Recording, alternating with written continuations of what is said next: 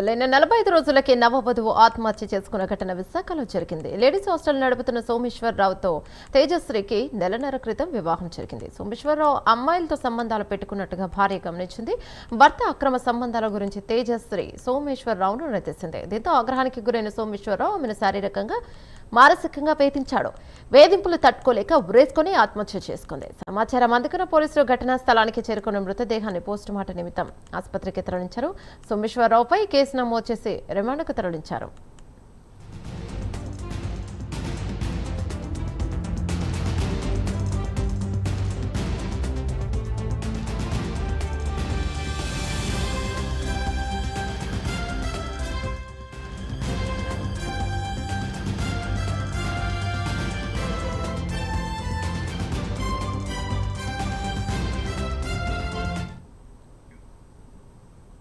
పెళ్లైన 45 రోజులకే నవవధువు ఆత్మహత్య చేసుకున్న ఘటన విశాఖలో జరిగింది. లేడీస్ హాస్టల్ నడుపుతున్న సోమేశ్వరరావుతో తేజశ్రీకి నెలన్నర క్రితం వివాహం జరిగింది. దీనిపై మరింత సమాచారం మా కరెస్పాండెంట్ నరసింహ అందిస్తారు.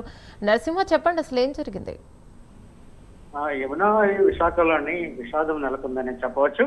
విశాఖ 3వ పట్టణ భద్రతా పోలీస్ స్టేషన్ పరిధైనటువంటి రేషవానపాలెంలో విషాద ఘటన నెలకొనగా స్థానికుల్లో కూడా ఒక్కసారిగా విషాద ఛాయలు నెలకొన్నాయని చెప్పవచ్చు. అయితే పెళ్లయ్యి 45 రోజులైన నేపటికే ఆత్మహత్య చేసుకున్న నేపథ్యంలోని ఏదైతే మృతురాల బంధువులు అయితే విషాద ఛాయలు నెలకొన్నాయని చెప్పవచ్చు. అయితే ఈ వివరాల్లోకి వెళ్తే భర్త అయితే చిత్రహింసలు భరించలేక భార్య బలమరణం పాల్పడినట్లు కూడా స్థానికులు అయితే ఆరోపిస్తున్నారు.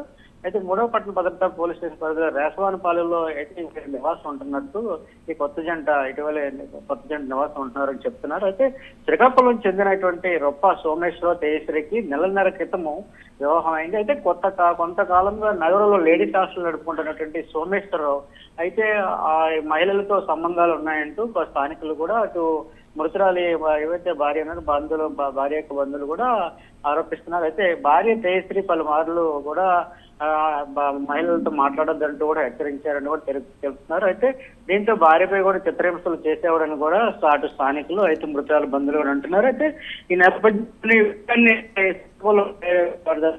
ఏదైతే వాళ్ళ మృతురాల బంధువులు ఉన్నారో 10 సార్లు పలు మార్లు చెప్పారు.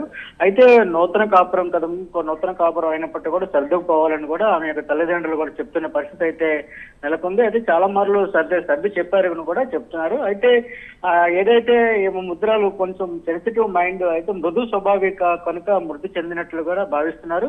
అయితే తేజశ్రీ ఆత్మహత్య పాల్పడిందని కూడా ఒకసారిగా ఈ నేపథ్యంలో ఆత్మహత్య పాల్పడడంతో కూడా అటు ఒక్కసారిగా విషాద ఛాయలు నెలకొన్నాయని చెప్పొచ్చు. అయితే ఇప్పటికే సోమేశ్వరరావుపై కేసు నమోదు చేశారు స్థానిక 3వ పట్టణ భద్రతా పోలీస్ స్టేషన్ పోలీసులు.